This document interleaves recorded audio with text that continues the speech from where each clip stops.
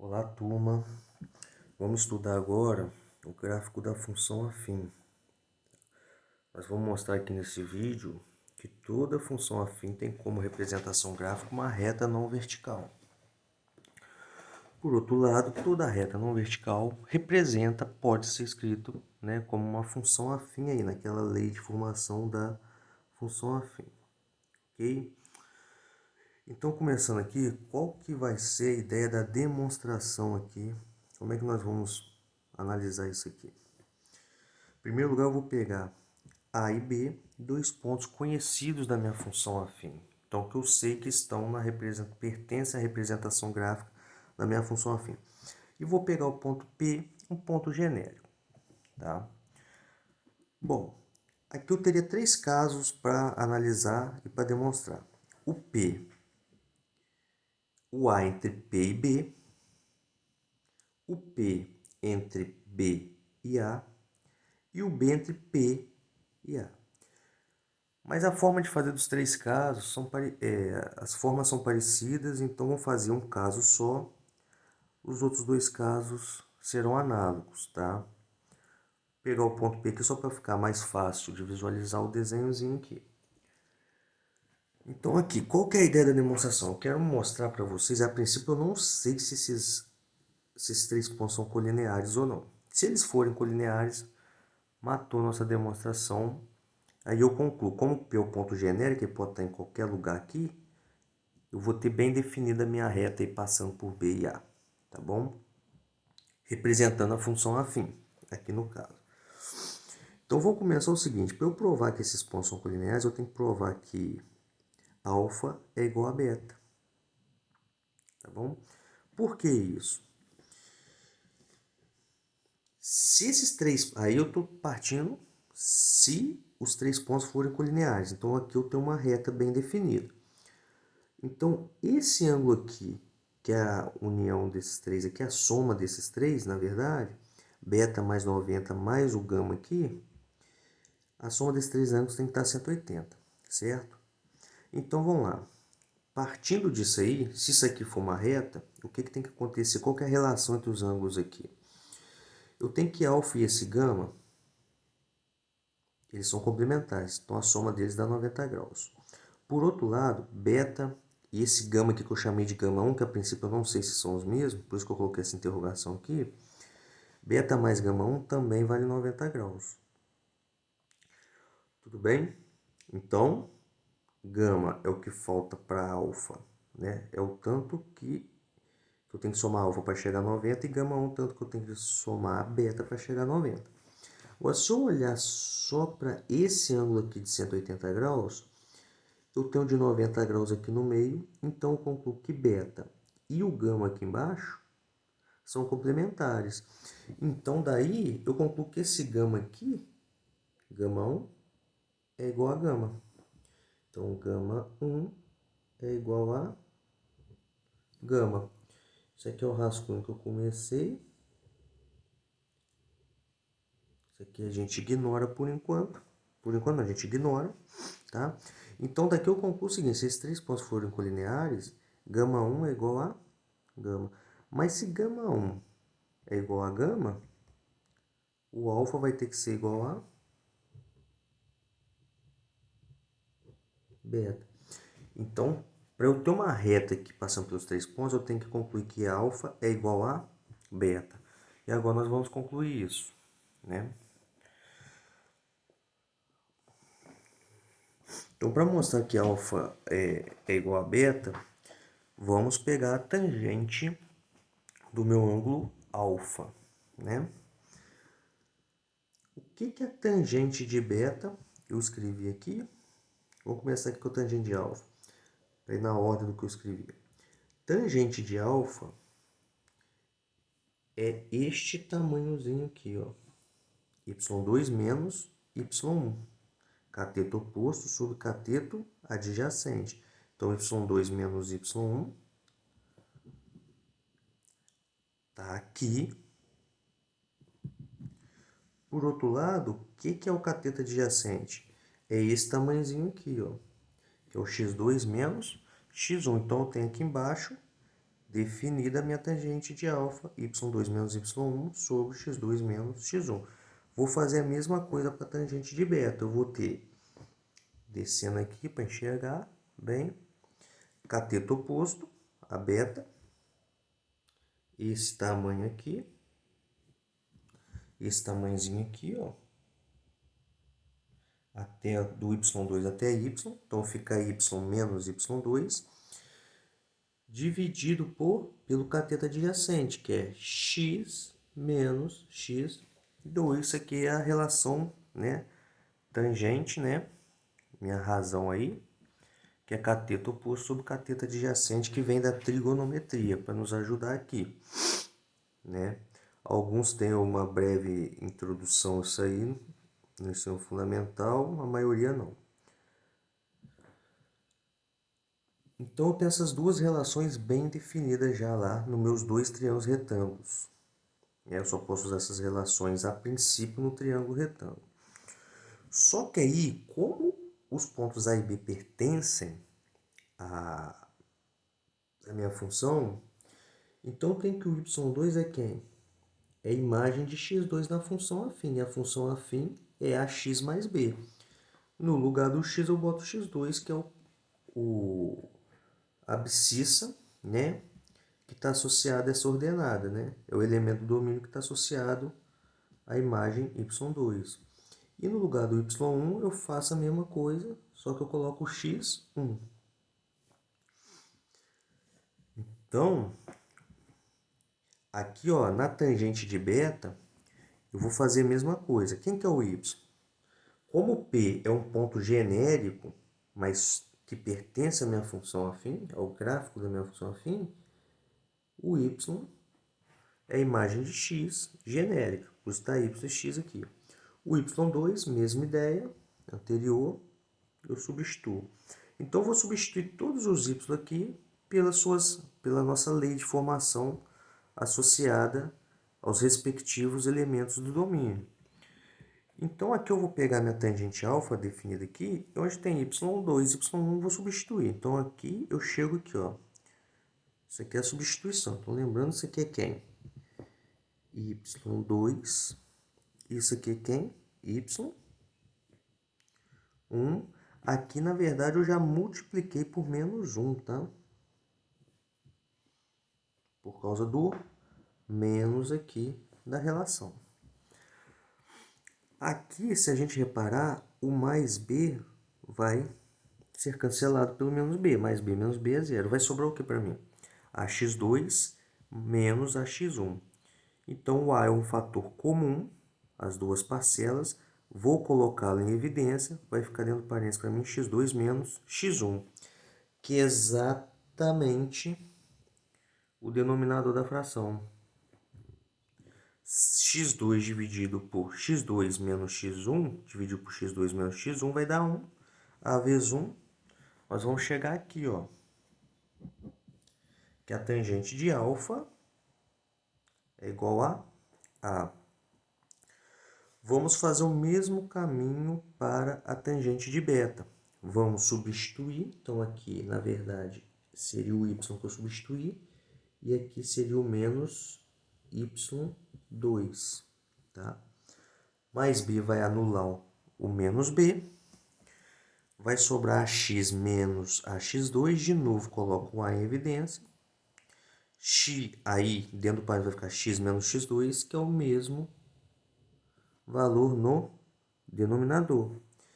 E eles se anulam, porque a divisão aí dá 1, sobrou a. Ou seja, tangente de beta é igual a tangente de alfa. Como alfa e beta estão, né, pertencem ao primeiro e segundo quadrante, ou seja, eles são ângulos entre 0 e 180 graus, tá? Eu fiz questão de pegar retas não horizontais, por isso que eu coloquei aberto aqui, ó, tá? Então, como o alfa e beta pertencem ao primeiro e segundo quadrante, e a tangente nesses dois quadrantes, no primeiro quadrante ela é positiva, no segundo ela é negativa, então só tem, se tangente de alfa é igual a tangente de beta, implica, eu tenho essa certeza que alfa tem que ser igual a beta. É uma certeza que eu tenho, por quê? Porque alfa e beta estão entre 0 e 180 graus, tá? Ok? Então aqui fica demonstrado, se alfa é igual a beta, então os três pontos são colineares, como eu queria demonstrar, e minha representação gráfica da minha função afim onde o A é diferente de zero, é uma reta.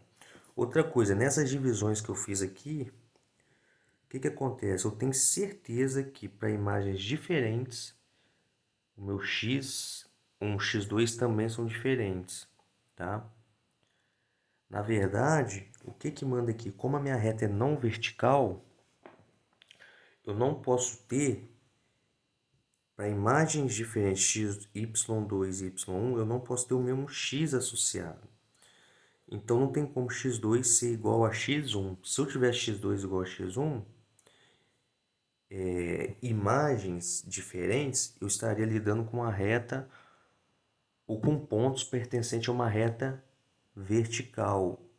E aí eu teria o mesmo ponto, o mesmo elemento do domínio associado a mais de uma imagem. Eu teria um ponto do domínio associado a duas imagens, o que deixaria, o que contraria a definição de função, né? E a gente sabe que para cada elemento do domínio está associado a uma e somente uma imagem. Ele não pode estar associado a duas imagens. Então, por isso que eu tenho certeza que x2 menos x1 é diferente de zero. Então, eu posso fazer essa divisão. Assim como x menos x2 também é diferente de zero. Tá? Aí a gente conclui essa demonstração.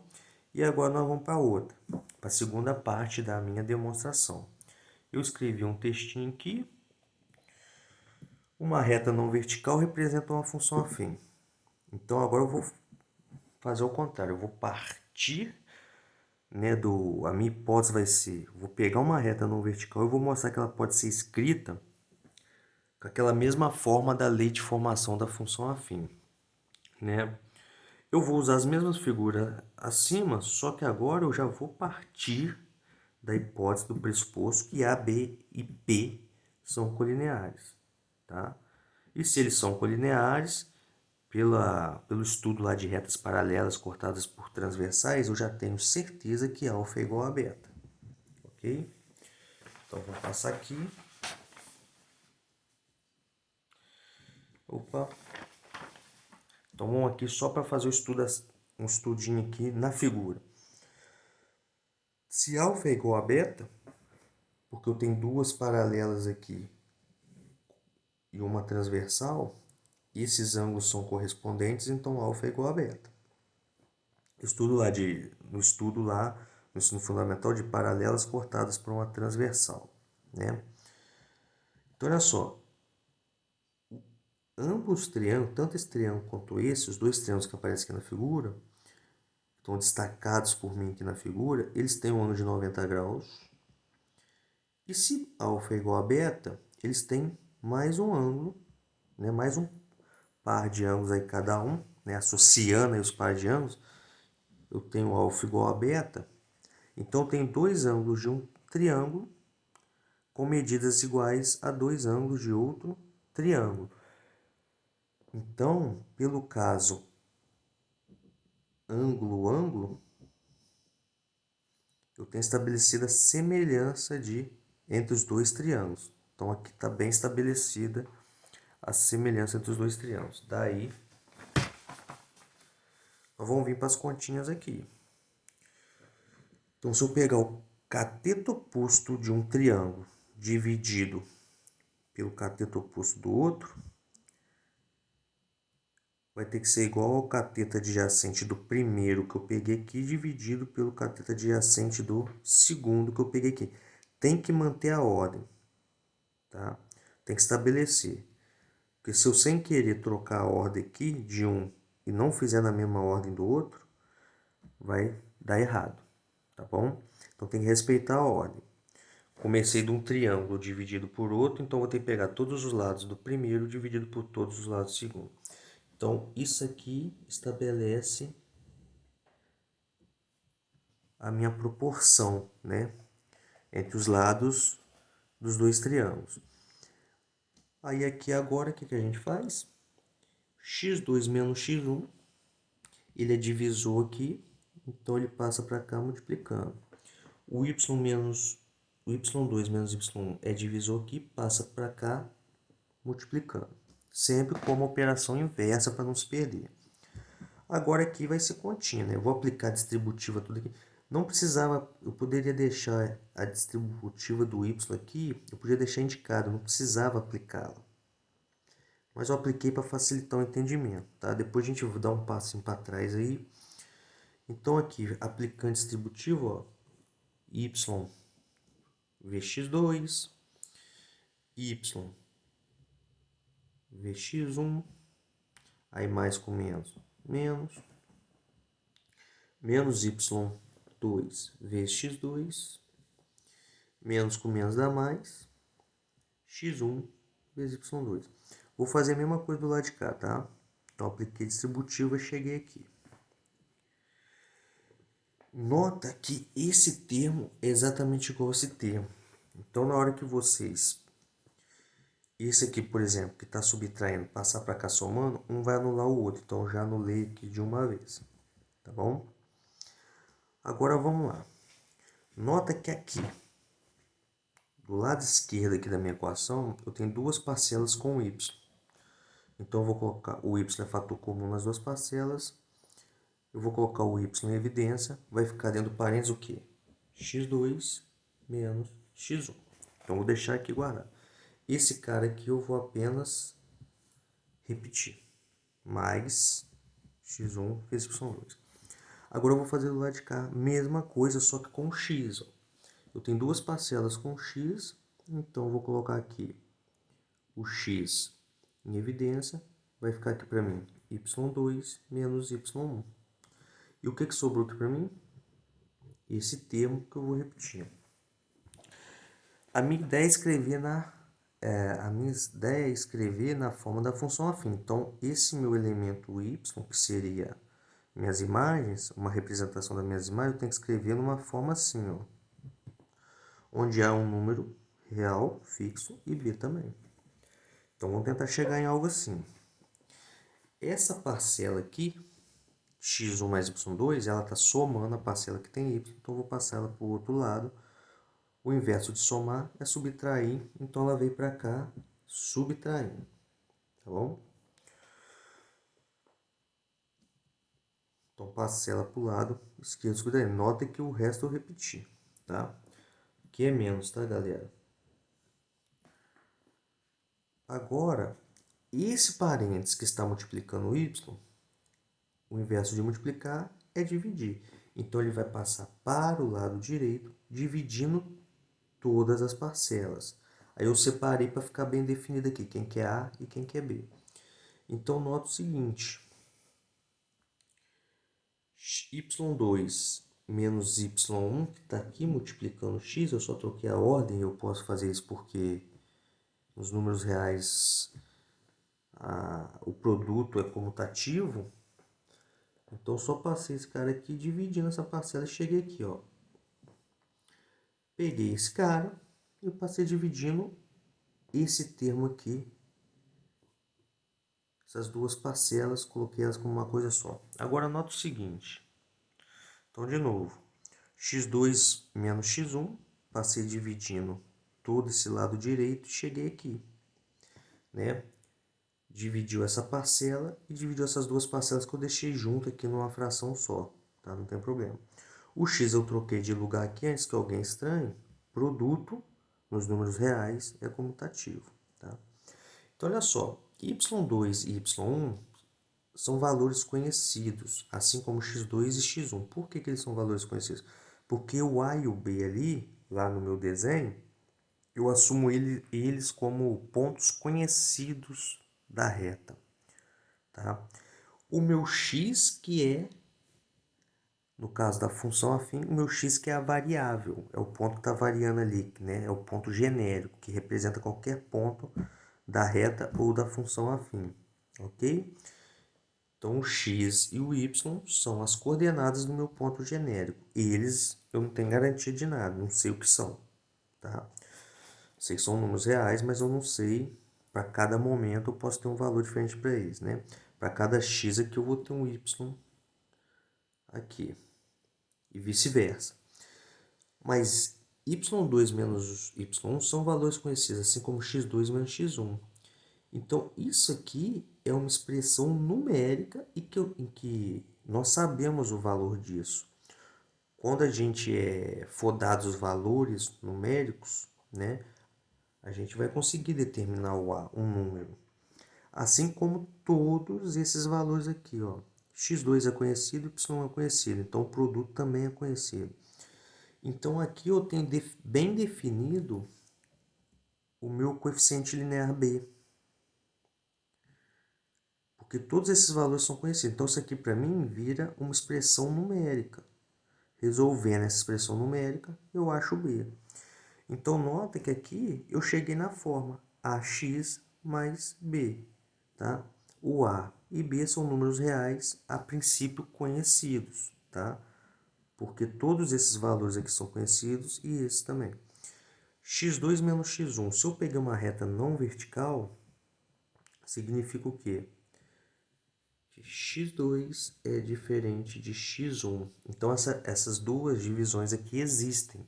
Eu posso passar o x2 menos x1 dividindo. Eles podem ser divisores, tá? Porque eu tenho certeza que eles não são zeros, porque a subtração de um pelo outro não dá zero, porque eles são diferentes, ok? E aí eu finalizo a demonstração, então, em que a gente mostra a representação gráfica de uma função afim é uma reta e toda reta representa uma função afim. Até mais, até a próxima aula aí, que eu vou continuar fazendo os vídeos aí para mandar para vocês, e abraços a todos.